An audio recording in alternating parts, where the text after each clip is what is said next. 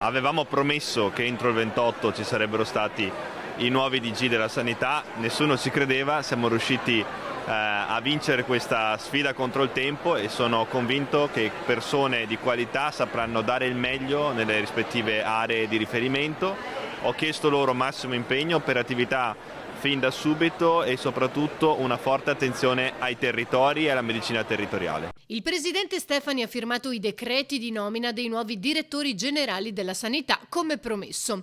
Nessuno è rimasto al suo posto. Ognuno ha avuto un'ULSS diversa, questo ci tenevo a farlo anche perché è giusto che ci sia un ricambio e una rotazione, per me è fondamentale questo, funziona così in politica, deve funzionare così anche nella sanità. Soprattutto quelli esterni sono persone che io ho scelto perché hanno dimostrato particolare attenzione alla medicina territoriale, al territorio, ma anche all'innovazione tecnologica, una grande sfida che la nostra sanità deve vincere. Alla guida dell'Ustre Serenissima arriva al posto di Edgardo Contato Massimo Zuin, attuale direttore dei servizi sociosanitari dell'azienda. Laureato in scienze politiche, è stato componente del tavolo permanente sul tema dell'amministratore di sostegno. È anche docente al master di secondo livello in architettura e salute allo IUAV di Venezia. Ringrazio il Presidente Stefani per la fiducia che ha voluto riporre alla mia persona e darò il massimo per questa azienda, per il nostro territorio, per i nostri cittadini, in stretta collaborazione con le amministrazioni locali, con i sindaci, che sono sempre stati molto vicini all'azienda e hanno seguito sempre con grande attenzione, dando anche soluzioni e dando, progettualità condivise per il nostro territorio.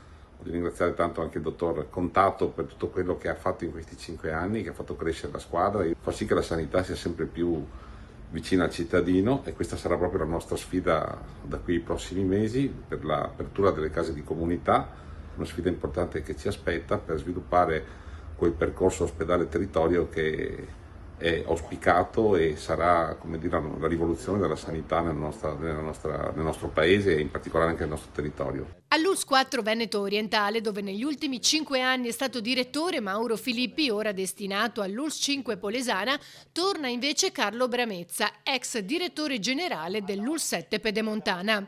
Ai nuovi direttori il benvenuto del sindaco Brugnaro. Rivolgo i migliori auguri di buon lavoro in un settore strategico come quello sanitario, ha detto, che rappresenta un presidio fondamentale di sicurezza, coesione sociale e qualità della vita per le nostre comunità. Sono due figure di riconosciuta professionalità, esperienza e capacità. La collaborazione tra istituzioni sarà decisiva per rafforzare la medicina territoriale, conclude, e garantire servizi sempre più efficienti e vicini ai cittadini.